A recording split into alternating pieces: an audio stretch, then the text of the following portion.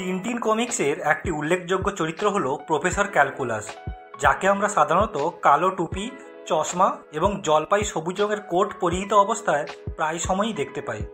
অত্যন্ত ভুলোমনা এবং শ্রবণ শক্তি কিছুটা কম থাকার কারণে প্রায় সময়ই যিনি এই কমিক্সে একজন হাসির খোরাক হিসাবে পাঠকদের কাছে উপস্থাপিত হন। কিন্তু অনেকেই হয়তো জানলে অবাক হবেন যে এই চরিত্রটি বাস্তবেরই একজন বিজ্ঞানীর অনুকরণে সৃষ্টি করা হয়েছিল, যিনি ছিলেন আগুস্তে অ্যান্টনি পিকার্ডো, যিনি একাধারে ছিলেন একজন সুইস পদার্থবিজ্ঞানী, আবিষ্কারক এবং অভিযাত্রী। বায়ুস্তরের ঊর্ধ্বাংশ এবং সমুদ্রের তলদেশ সংক্রান্ত তার কাজ যথেষ্ট উল্লেখযোগ্য।